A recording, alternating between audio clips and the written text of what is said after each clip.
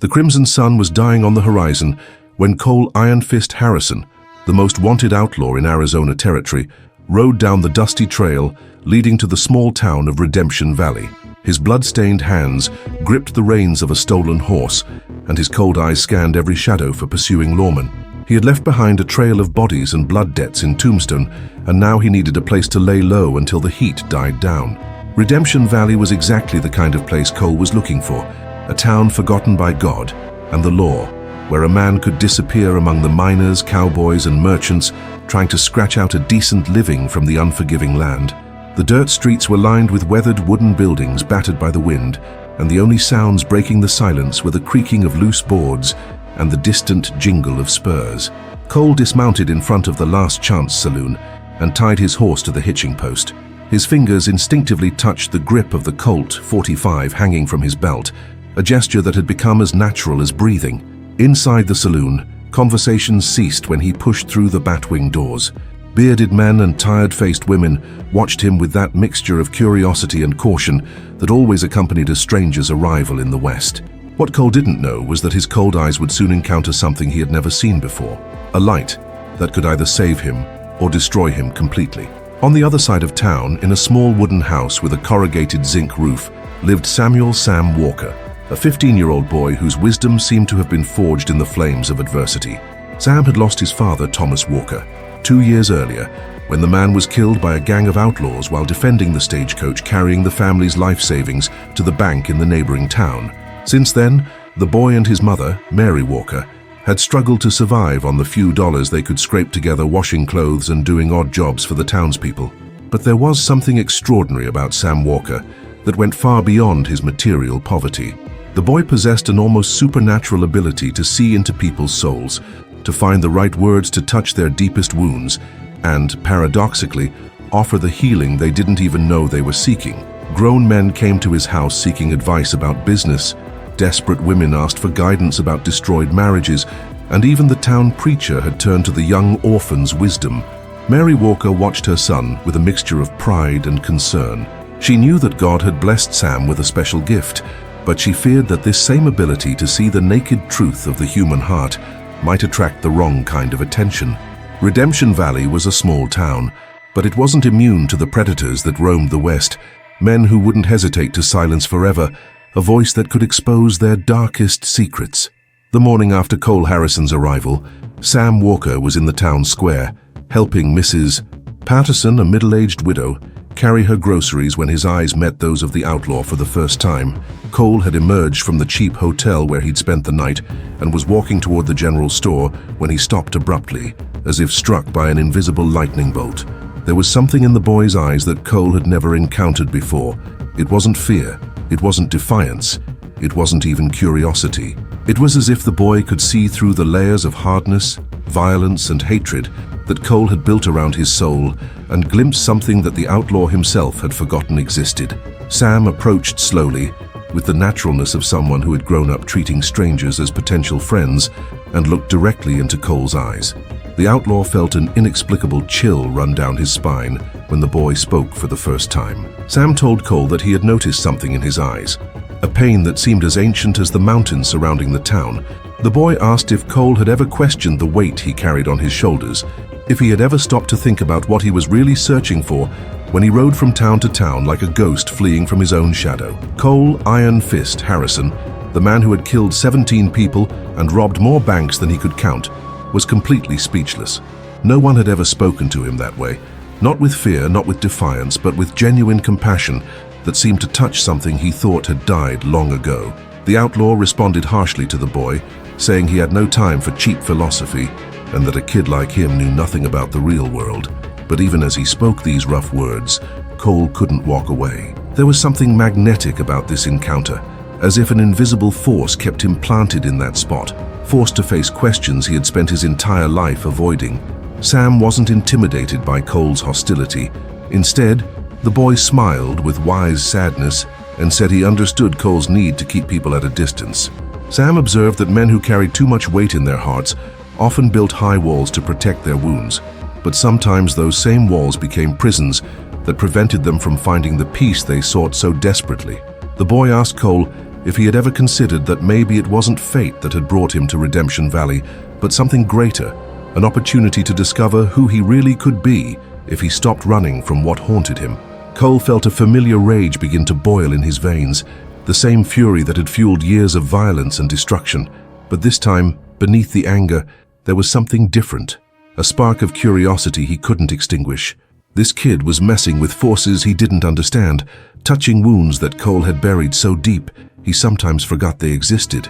The outlaw told the boy he was nothing but a stupid kid who would one day stick his nose where it didn't belong and discover that the world was full of men who had no patience for sermons. Cole warned Sam that there were predators in this world who would devour someone like him for breakfast, and that maybe it would be better for the boy to learn to keep his mouth shut before he met the wrong kind of person. But Sam just nodded with understanding and replied that Cole was right about the predators. They really did exist in abundance. The boy said he had learned this the hard way when he lost his father. Sam explained that Thomas Walker, his father, had been a good man who believed in people's goodness, and that goodness had cost him his life when he tried to protect strangers from evil men. The boy looked directly into Cole's eyes and said the difference between predators and wounded people was simple. Predators chose darkness because they liked what they found there, while wounded people hid in darkness because they were afraid of the light. Sam asked Cole which of the two he really was. This question hit Cole like a stray bullet, penetrating through all his defenses and finding a target he didn't even know was exposed. The outlaw backed away abruptly, muttering some vague threat about meddling kids, but his words sounded hollow even to his own ears. In the following days, Cole tried to avoid the boy, but Redemption Valley was too small to allow two residents to completely dodge each other. Every time Cole turned a corner, there was Sam, helping some merchant with his goods, talking to a distressed woman about family problems, or simply sitting on his house's porch reading a worn book that had belonged to his late father. And every time their eyes met, Cole felt that same inexplicable unease, as if his soul was being scanned by someone who could see things that should remain buried. The real torture began when Cole realized he was genuinely curious about the conversations Sam had with other people. The outlaw found himself lingering nearby when he saw the boy consoling Mrs. Henderson about her husband's death, or when Sam was helping young Billy Thompson deal with the pressure of taking over the family business after his father's death. Cole was particularly intrigued when he overheard Sam talking to Jake Morrison, an ex-soldier who had returned from the Civil War with invisible wounds that made him wake up screaming in the middle of the night. Sam didn't offer empty platitudes or easy solutions. Instead, the boy asked questions that seemed to disarm Jake's defenses, gently guiding him toward truths he had buried under layers of shame and guilt. Sam asked Jake if he had ever considered that the courage he had shown on the battlefield hadn't disappeared, but was simply being directed toward the wrong battle. The boy suggested that maybe Jake's real war wasn't against the ghosts of the past, but for the possibility of a future where he could find peace with himself. Cole watched the transformation that happened in Jake's face when these words were spoken, the way the ex-soldier's shoulders relaxed, as if an immense weight had been lifted. It was as if Sam possessed some kind of magic that could reach inside people and rearrange the broken pieces of their souls. And that terrified Cole more than any sheriff or bounty hunter ever had. Cole's unease transformed into something far more dangerous in the third week of his stay in Redemption Valley. The outlaw discovered he could no longer sleep properly, because every time he closed his eyes, he saw the face of that damned boy asking questions that seemed to have been ripped directly from his soul. Cole had spent 15 years building walls around his darkest secrets, and now an orphan kid was dismantling those defenses as if they were made of paper. The situation reached a breaking point on a foggy morning when Cole woke from another nightmare and decided it was time to resolve this situation once and for all. The outlaw knew exactly how to deal with people who asked too many questions. There was a universal language that everyone understood, and that language was written with gunpowder and lead. Cole found Sam in the town square, where the boy was sitting on a wooden bench reading his worn book. It was too early for many people to be around, which meant they could have a private conversation without unwanted witnesses. The outlaw approached with the predatory confidence of a wolf circling its prey, and his right hand rested casually on the grip of his Colt 45. Cole told the boy it was time for them to have a serious conversation about the dangers of meddling in strangers' lives. The outlaw explained that he had known many smart kids like Sam over the years, and most of them had learned the hard way that too much curiosity could be a very dangerous thing. Cole suggested that maybe it was time for Sam to learn to keep his philosophies to himself before he met someone far less patient than he was. But instead of showing fear or backing down, Sam calmly closed his book and looked directly into Cole's eyes with that same disturbing serenity that had characterized all their previous encounters. The boy said he could feel the pain radiating from Cole like heat from a furnace, and that he recognized the signs of a man who was fighting internal demons far greater than any external enemy he might face. Sam observed that Cole was trying to use intimidation to create distance between them, but asked if the outlaw had ever considered that maybe this desperate need to keep people away was exactly what was causing most of his pain. The boy suggested that men who spent their entire lives running rarely stopped to ask themselves whether they were running towards something better or simply moving further away from the possibility of peace. Cole felt that familiar rage begin to boil, but this time there was something different mixed with it, a kind of desperation he couldn't control. The outlaw responded that Sam knew nothing about real pain, nothing about what it was like to carry blood on your hands and ghosts on your conscience. Cole said that boys like Sam lived in a fairy tale world where they believed pretty words could heal wounds that were too deep to be reached. The outlaw revealed that he had killed men, women, and even innocent people who were simply in the wrong place at the wrong time. Cole said there were things in his past that would stain any person's soul, acts that couldn't be forgiven or forgotten, crimes that would follow him to the grave and beyond. But Sam didn't recoil from this brutal confession. Instead, the boy nodded with an understanding that seemed too ancient for his age and said he could feel the weight of those deaths on Cole like invisible chains binding him to the past. Sam observed that Cole was carrying not just the guilt for what he had done, but also for the person he had become, and asked if the outlaw had ever questioned who he might have been if circumstances had been different. The boy told Cole about a conversation he had had with his father shortly before Thomas Walker died. Sam explained that Thomas had said every man carried within himself the capacity for both great evil and great good, and that the difference between saints and demons often depended on choices made in moments of desperation or pain. Thomas had taught his son that even the most lost men still carried a spark of light in their souls, even if that light was buried under layers of darkness. Sam asked Cole if he believed there was a difference between a man who chose evil because he liked it and a man who chose evil because he had lost hope of finding anything else. The boy suggested that maybe the first question Cole needed to ask himself wasn't whether he could be forgiven, but whether he was willing to stop punishing himself long enough to discover who he really was underneath all that anger and pain.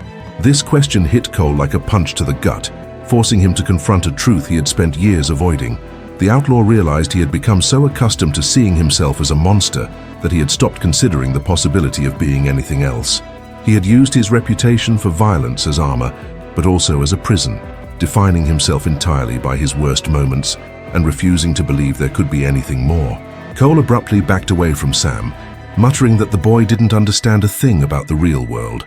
But even as he walked away, the outlaw could feel the boy's words echoing in his mind, like bells ringing somewhere in the distance. For the first time in years, Cole wondered if there was a difference between being a bad man and being a lost man. That night, Cole sat alone in his hotel room with a bottle of whiskey, trying to drown the voices Sam had awakened in his head. But the alcohol couldn't silence the questions the boy had planted in his mind. Cole found himself thinking about his childhood for the first time in decades, remembering a time when he had dreamed of being something different from what he became. The outlaw recalled his mother, Catherine Harrison, a gentle woman who had died of tuberculosis when he was only 12 years old. Catherine had been a deeply religious woman who believed in people's goodness, and Cole remembered how she used to say that everyone deserved a second chance, no matter what they had done. She had died whispering prayers for her son, begging God to protect him from a world that could destroy his soul. Cole wondered what his mother would think of him now, if she could recognize the man he had become in the gentle child she had raised. He remembered how he used to sit in her lap while she read Bible stories, and how she always emphasized the parts about forgiveness and redemption. Catherine Harrison had firmly believed that no soul was too lost to be saved, but Cole wondered if she had foreseen that her own son would become the kind of man who would test the limits of that belief. The real transformation began the next morning, when Cole woke with a mental clarity he hadn't experienced in years. The outlaw realized he had reached a crossroads. He could continue running from himself for the rest of his life, or he could finally stop and face the questions Sam had raised. It was a terrifying choice, because it meant admitting that maybe there was a possibility of something better. Cole found Sam by the creek that ran on the outskirts of town, where the boy was sitting on a large rock, watching the water flow. The outlaw approached slowly, and for the first time since arriving in Redemption Valley, his hand wasn't resting on the grip of his weapon. Cole told the boy he had spent the night thinking about his words, and that maybe he was ready to ask some questions he had avoided for years. The outlaw admitted he didn't know how to begin, because he had become so accustomed to running from anything that resembled self-reflection that he had forgotten what it was like to stand still long enough to really examine his own life. Sam smiled with genuine kindness and said the first step was always the hardest but also the most important. The boy explained that he had learned from his father that the right questions were more valuable than the wrong answers, and that sometimes the most courageous thing a man could do was admit he didn't know who he really was. The boy asked Cole if he could remember the last time he had felt genuinely at peace, not just free from danger or problems, but truly at peace with himself. Sam suggested that maybe it would be helpful for Cole to think about what had changed between that moment of peace and where he was now, not just in external events, but in the choices he had made in response to those events. Cole closed his eyes and allowed himself to return to those rare moments of his childhood when he had felt completely safe and loved. He remembered Sunday mornings when his mother took him to church and how he felt enveloped by a sense of belonging and purpose. The outlaw realized that the last time he had experienced true peace was when he was 12 years old, shortly before his mother died, and his world collapsed. The outlaw told Sam about his mother's death and how he had felt completely abandoned in a world that suddenly seemed hostile and meaningless. Cole explained that he had been sent to live with an uncle who treated him more like free labor than family, and how he had started stealing small things just to survive. The outlaw described how one small theft had led to bigger thefts, how necessity had transformed into greed, and how greed had transformed into violence when people tried to stop him. Cole admitted that at some point along the way, he had stopped making choices and simply started reacting, allowing anger and resentment to guide every decision. The outlaw realized he had become a prisoner of a cycle where each act of violence demanded the next, where each crime created enemies that required more crimes to be fought. Sam listened without judgment, asking occasional questions that helped Cole clarify his own thoughts. The boy asked if Cole believed the choices he had made were inevitable given his circumstances, or if he could imagine specific moments where he might have chosen a different path. Sam suggested that maybe the question wasn't whether Cole could go back and change the past, but whether he was willing to start making different choices in the present. The boy observed that Cole had survived a traumatic childhood and had developed survival skills that kept him alive in impossible circumstances. Sam suggested that those same qualities, intelligence, determination, ability to quickly assess dangerous situations, could be redirected toward constructive purposes if Cole was willing to do that difficult work. For the first time in decades, Cole allowed himself to imagine a different life. The outlaw wondered what it would be like to wake up in the morning without having to check if there were bounty hunters on his trail, or to sleep at night without nightmares about the people he had killed. He tried to imagine what it would be like to use his skills to protect innocent people instead of preying on them, or what it would be like to be known as someone who brought justice instead of chaos to a community. Sam told Cole that real change never happened all at once. It was a process that required patience, self-compassion, and the willingness to keep trying even when progress seemed impossible. The boy explained that his father had taught him that redemption wasn't about erasing the past, but about choosing to build a future that honored the lessons learned through pain. The boy asked Cole if he would be willing to start by making one different choice each day, even if it was something small. Sam suggested that maybe Cole could begin by looking for ways to use his skills to help the people of Redemption Valley instead of simply hiding among them. Cole was overwhelmed by an emotion he hadn't experienced in so long he almost didn't recognize it: hope. The outlaw realized that Sam wasn't offering easy solutions or empty promises that the past could be erased. Instead, the boy was offering something far more valuable: the possibility that Cole could choose who he would be in the future, regardless of who he had been in the past. Cole Harrison's real transformation began the next day, when the outlaw woke with a purpose he hadn't felt in years. Instead of spending the day wandering the town like a ghost, Cole decided to look for ways to make himself useful. He offered his services to the local blacksmith, using his considerable strength to help with heavy work that older men struggled to complete. Cole also began discreetly patrolling the streets of Redemption Valley during the nights, using his combat skills to ensure that innocent families could sleep safely. When a group of bandits tried to rob the town bank, they discovered there was someone waiting in the shadows with skills that rivaled their own, but who fought on the opposite side of the law. The former outlaw also sought out Sam regularly, no longer as someone fleeing from difficult questions, but as an eager student wanting to learn. Cole discovered that the boy possessed an understanding of human nature that went far beyond his age, and that his questions continued to reveal layers of truth that Cole didn't even know existed. Sam taught Cole about the difference between regret and self-compassion, explaining that the first led to positive change, while the second only perpetuated destructive cycles.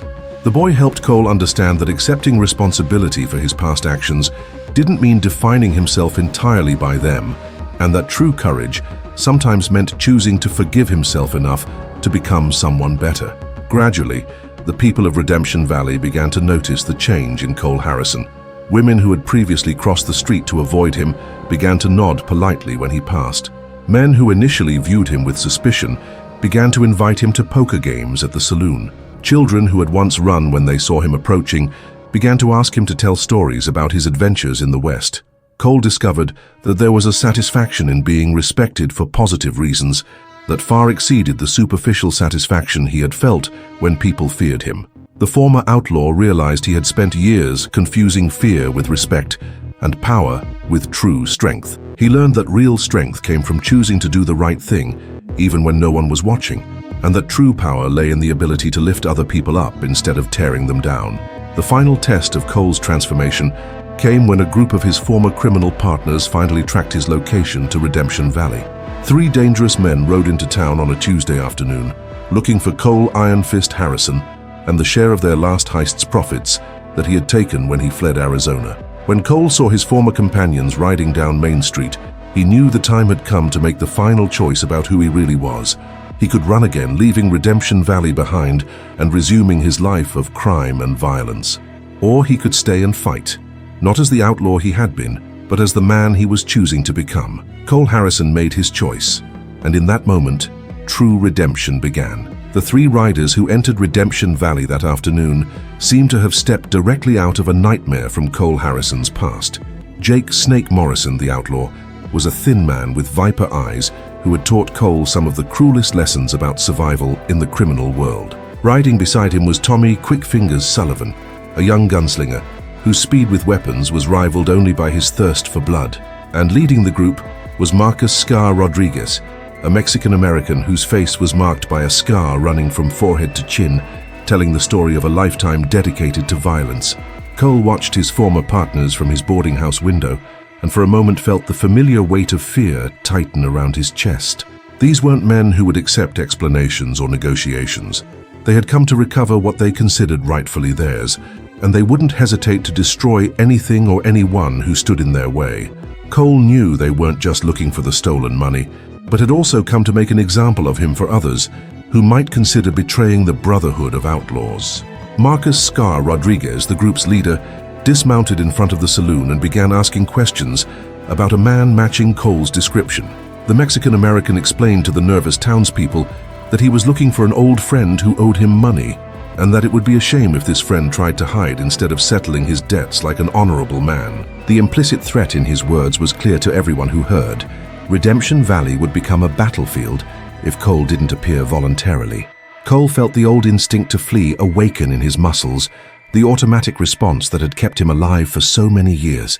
It would be easy to grab his horse and ride out of town before his former partners realized he was there. He could be miles away before they knew they had lost his trail again. It was the logical choice, the survival choice that the old Cole would have made without hesitation.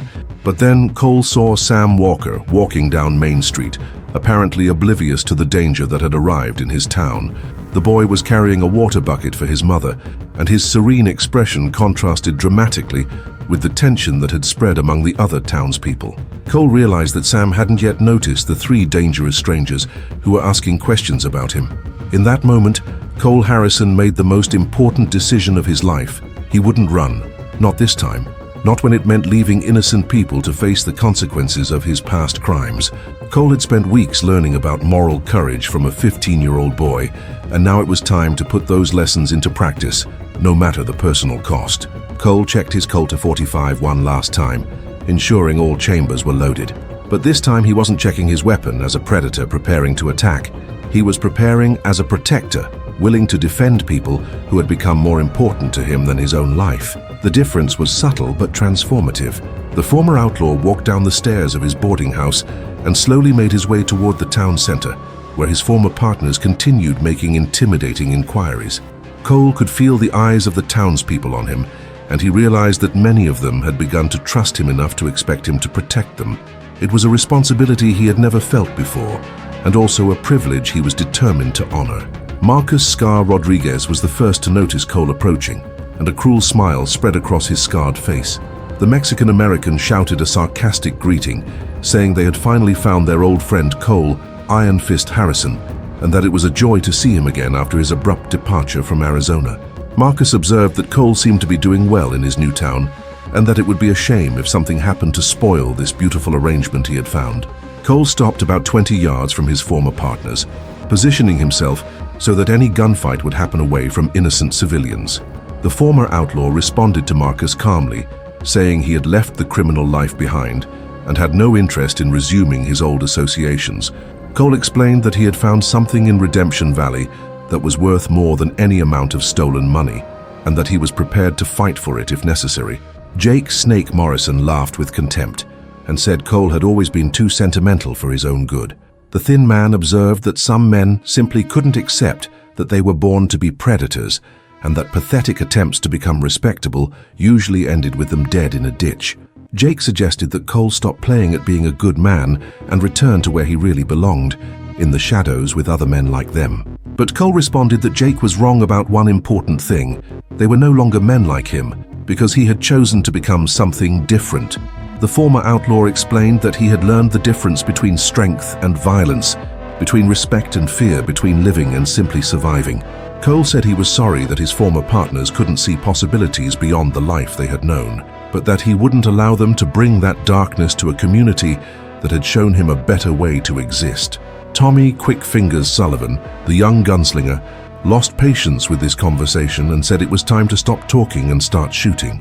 The young man observed that they had ridden many miles to recover what was rightfully theirs, and they weren't leaving empty-handed because of sentimental sermons about redemption. Tommy placed his hand on the grip of his weapon and said Cole had 3 seconds to decide whether he wanted to die as a foolish hero or live as the outlaw he really was. Cole Harrison felt time slow around him, as it always happened in the moments before a gunfight. But this time there was something different. Instead of feeling the familiar bloodlust that usually preceded violence, Cole felt crystal clarity about what was at stake. He wasn't fighting for wounded pride or stolen money. He was fighting for an entire community's right to live in peace, for the future of a family that had lost a father and found a protector, and for the possibility that redemption was something more than just a pretty word. When Tommy "Quick Fingers" Sullivan drew his weapon, Cole Harrison was ready. The gunfight that followed lasted less than 15 seconds, but would be remembered by the people of Redemption Valley for the rest of their lives. Cole Harrison demonstrated that his gun skills hadn't diminished, but that his motivation had been completely transformed. Every shot he fired was calculated to protect innocent lives.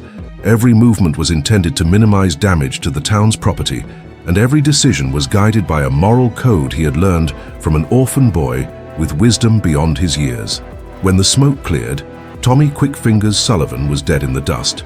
Jake "Snake" Morrison was severely wounded but alive, and Marcus "Scar" Rodriguez had been disarmed and forced to surrender. Cole Harrison remained standing, wounded but alive, having won the final confrontation with his violent past through skills he once used for destruction but had now employed for protection. Sam Walker was one of the first to arrive at the gunfight scene, and his eyes met Cole's with an expression of deep understanding. The boy said nothing initially. He simply nodded with approval, recognizing that Cole had made the definitive choice about who he really was. Sam had seen the transformation unfold during the previous weeks, but now he was witnessing the moment when that transformation became irreversible. Mary Walker, Sam's mother, appeared moments later and immediately began treating Cole's wounds.